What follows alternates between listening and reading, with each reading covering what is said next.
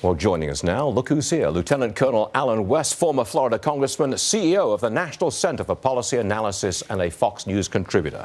I've just gone out on a limb there. I've said, thank you, Mr. Netanyahu. Thanks for opening things up for us. And you say what? No, you're spot on with your assessment, Stuart, and it's very disconcerting that you just had the White House Chief of Staff, Dennis McDonough, come out and say that we need to go back and look at these 50 years of Israeli occupation and maybe we need to do something different. There has never been an administration that has treated Israel this way and spoken publicly this way about that relationship. I see President Obama tilting away from Israel towards Iran.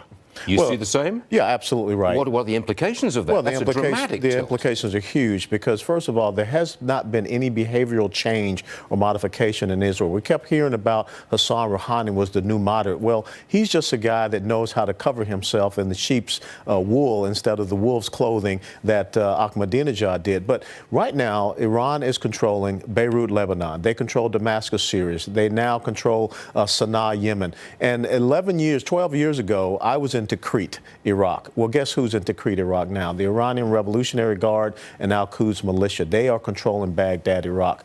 We are turning over the Middle East to Iran in every single way, shape, form, and fashion. And they still have 4 Americans that are being held hostage. The first thing we should have said is that you will release those Americans. We're not coming to the table to have any discussions with you.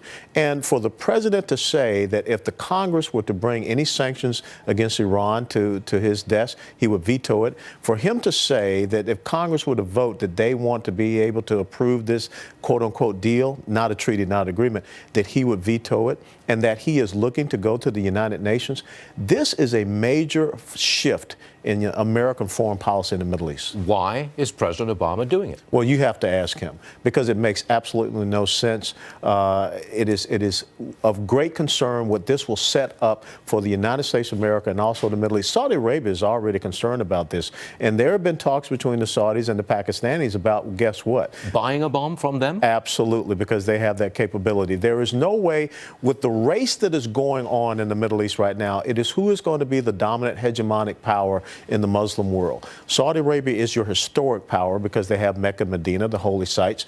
Turkey wants to also come back because they were the last great caliphate, the Ottoman Empire. But you have the new kid on the block, the Iranians. Now, the interesting thing, they're Shia. They're not Sunni. And, you know, Egypt, Saudi Arabia, UAE, they really don't want to see that happen. But again, President Obama shunning Egypt and President al-Sisi, shunning King Abdullah in Jordan, shunning the UAE. But yet, who does he have in the White House? He has, you know, the emir of Qatar, which is where the leader of Hamas stays. And then you also have him embracing Iran. It's an extraordinary situation. It is an extraordinary situation. We don't know why the president is. And it will affect our markets. I don't think he's told us either. I don't think he's told us. No, he has not been open and transparent. Okay, what do you think it does to the markets?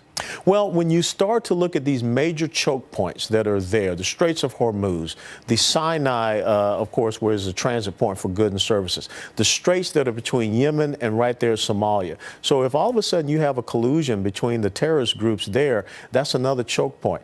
And that's what you see happening. Look, why don't we just go and get some oil on our own territory? We have it right here. We have the Keystone Pipeline. We won't do it. Allen West, always a pleasure. Thank you. So you can come back again, okay? Thank you, Stuart. Okay.